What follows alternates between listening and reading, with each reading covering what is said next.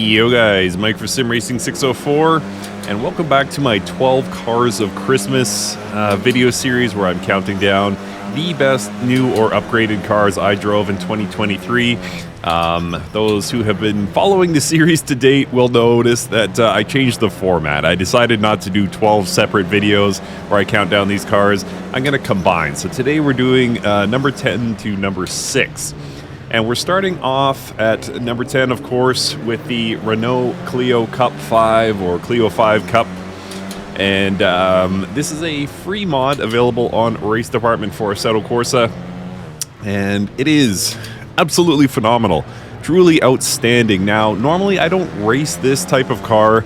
I love my high horsepower GT cars, you know, GT3, GT1, Formula 1, Formula 2, that kind of thing. So to have a lower horsepower front wheel drive car like this Renault Clio is outside of what I would normally look for in a car in the virtual space, but this one actually just really connects with me. I really love this. There's a great skin pack available that gives you lots of, you know, different looks on the track, so it's not just the same car over and over. It looks like a proper Cup Series race. And again, the net result is just huge fun. And even though it's outside of my normal wheelhouse, I have enjoyed every minute of driving with these Renault Clio cars. So again, lower horsepower, and you can see that speedometer at the center of your screen. You see it, you know, barely cracks 200 kilometers an hour. And certainly here at Magione, it's going to be a lot less than that. But yeah, regardless, there's still just a blast to drive. And the wheel-to-wheel action that is possible with these cars is rare in any racing series, any virtual racing series. So to have it basically on tap here with this Renault, phenomenal. Huge amounts of fun, and just punches well above its weight in terms of you know, smiles per mile, and especially with the mod being free. This is one of those, don't think about it, just go get it. If you are a fan of Assetto Corsa, if you own Assetto Corsa on PC and are a fan of you know, race cars like this, the lower horsepower GT, and even if you're not, frankly, if you're looking for something to just kind of shake things up from your normal you know, day-to-day race cars, this might be a good place to start. As I say, I'm not a huge fan of cars like this, but I can't get enough of these things, so this could be for you. And yeah, this one belongs comfortably in my top 10 best new or updated cars of the year. So we'll finish this lap and then go on to number 9. But again, strong recommendation, especially with it being free. Don't think about this, just go get this Renault Clio Cup car. All right, on to number 9. So coming in at number 9 is the McLaren MP48 for Automobilista 2. This is the latest of Ayrton Senna's cars to be released into this title. It seems as though what could be happening is we are going to get a full career mode that allows you to play through most of Ayrton Senna's Formula 1 years, and maybe earlier, who knows. But yeah, this is the latest and what I expect to be the last car to be added to the title that follows Ayrton Senna's career. So the MP48, we have the Ford V8 version. There was, I think in preseason testing, only a Lamborghini V12 version, but we have this Ford V8 version. And this came as part of the high-tech DLC for AMS2. So the focus of that DLC, much of the focus went to the Williams FW14B, which is widely regarded as one of the most technologically advanced race cars ever. But also, a year later, some of that technology made it over to the McLaren side, and we have in this car systems like launch control, traction control, and ABS, and they were kind of making their debut in Formula 1 right around that era. And yeah, the net result was very high-tech cars. This one even has automatic upshifting. So it's a very exciting car in terms of the sort of technological wave that was hitting Formula One at the time, and nicely represented here in AMS2. I had originally done number 9 as kind of a tie between the MP44 and MP46 that came to this title, but technically that was 2022. That was at the tail end, within about 48 hours of 2022 ending. So I went back and, what other cars did I like from AMS2 in this time period, and or within 2023 rather, and settled on this MP48. I love this. I've done extensive testing with this car, and although I don't love the technology and sort of the the simplicity of it, you don't even have to upshift. I don't love that. I love sort of more hands-on and interactive cars, but it is still a brilliant machine, and you get a taste of what drivers of this era were experiencing.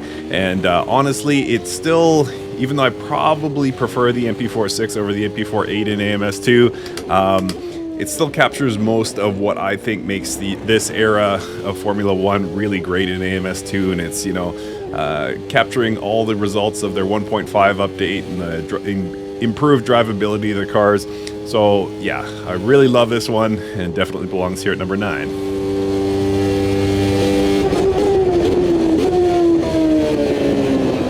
So for number 8, we go analog. This is the Dagger TA2 from Virtual Racing Cars. You can tell, like, I'm giddy already. Every time I drive this car, I fall a little bit more in love with it. This is a modern but analog car. So whereas we think of, this car with its 4 forward gears and no ABS, no traction control, we might immediately associate this with old school racing. This is actually a very active race series. You can follow them on YouTube and catch highlights. It's very fun. The TA2 series is the Formula 2 to Formula 1, is what Formula 2 is to Formula 1. There is a main Trans Am series, but we've been given 3 of the TA2 cars. So this is the most recent among them. We also had the Chevrolet and the Mare, representing Chevrolet and Ford respectively. This one represents Dodge, which is the 3rd manufacturer racing in the series. And it's a big, heavy, analog American modern muscle car. 4 forward gears, as I mentioned, no electronic systems to speak of, and it sounds like this.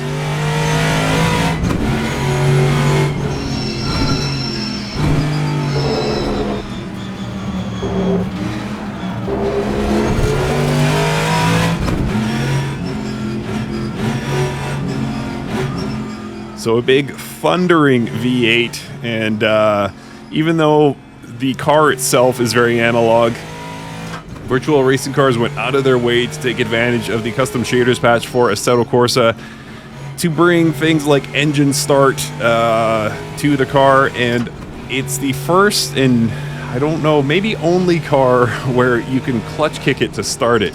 And I did a video about this. Most of you won't care about that, but you could actually use the clutch. If you get this thing rolling and engage the clutch, put it in first gear, dump that clutch, you can actually start the car in the case of a stall. So it's a pretty amazing achievement that VRC has put together here. And most importantly, out of everything I've said, these cars are just incredibly fun to drive, and there hasn't been as much community buzz about these TA2 cars as I think they deserve. So I understand that I might be seemingly overhyping it, but I love these things. I truly love these cars, and given that this is my list where I'm counting down my favorite cars, I just have to give this car credit because I love these cars.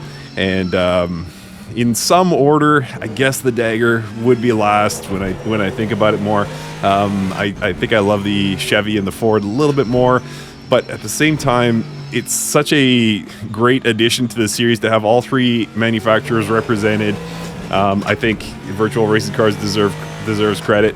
And I don't think, if you're somebody who owns an H-pattern shifter and loves the sort of hands-on nature, the sort of wrestling of a car and, earning every 10th of a second when you go around the track, this is the car for you. It just sort of shatters the mold of what we associate with a modern race car, and brought to us in a very fun, very well put together package. The 3D modeling, the sound, it's all on point as we expect from VRC.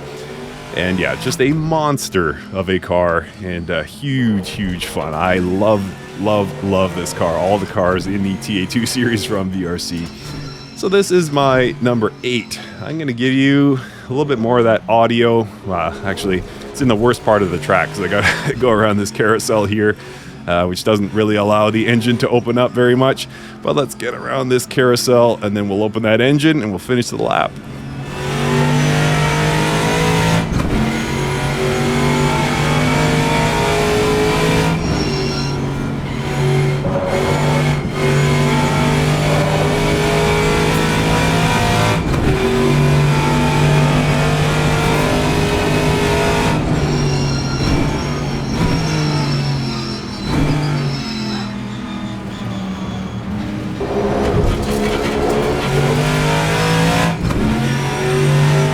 So yeah, again, so brilliantly analog, and I love every minute I spend in these TA2 cars. So if you're not on this, I highly recommend it. It is a paid mod, but in my opinion, worth every penny.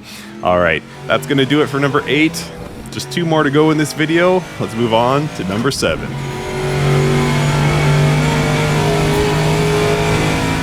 So in the number 7 spot, we have a car that is a little bit of a surprise, but in some ways not a surprise. So it's a surprise because this is the Adonis V12 and it belongs to the RSS GT pack. This is a Group GT pack of cars. There's 6 in total, or there was 6 in total coming into this year. These are 5 or 6 years old, depending on which model you happen to be driving at the time. And most of us in the sim community thought 6 was all we would ever receive. And then to the surprise of many, we got a 7th car, this Adonis V12 representing the Aston Martin DB-R9 from Group GT. And what is not surprising is that it is really good. I have never driven one Race Sim Studio car that I did not like, and especially when it comes to Group GT or their RSS GT pack, the cars are just unbelievably good. So it's not surprising that this one is good as well. But again, surprised that we got it at all. So it was a shock. It was very welcome. So we have 6 other incredible cars to drive this with. Probably all-time one of my top recommendations. If you ask me what are the best mod packs to get for Assetto Corsa, I don't think there would be anything that beats the RSS GT pack. Phenomenal top to bottom, 6 very different models to choose from with various engine configurations, and yeah, just a nice answer to GT3, which can be boring at times. These Group GT cars, not so. Less dependence on electronic systems and sequential manual, sequential stick shifts rather. You know, keep things interesting, keeps your hands busy, and just loud screaming engines. It's such a treat to drive these cars, and again, this Adonis V12, what a wonderful surprise it was toward the end of 2023 to receive this car, and firmly in the number 7 position. Probably realistically could have been higher, but yeah, there's some bangers still to come. So this Adonis number 7, and we will finish up this lap because I love this car, and then we'll go on to number 6 to round out this video, and then we'll do another video with number 5 to number 1. Let's take a quick listen to the Adonis's V12 engine.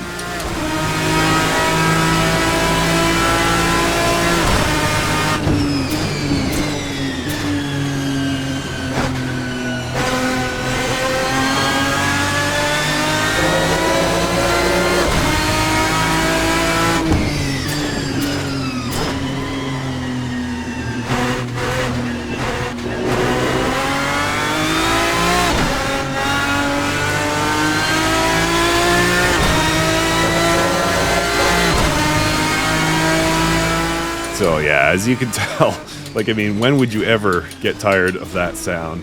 That is just a pure race car engine sound, and RSS always delivers, and delivered beautifully on that front. So massive amounts of fun to be had. This is another no-brainer. I know I'm probably going to say no-brainer too many times in this video series, But please, please, if you can afford it, do yourself the favor and get all of the RSS GT cars, because they're fantastic. And this Adonis is a nice addition. And Racing Studio has said, they said in the sort of PDF that came with the car, there may be more depending on community interest. So let's cross our fingers. While we cross our fingers, let's go on to number 6.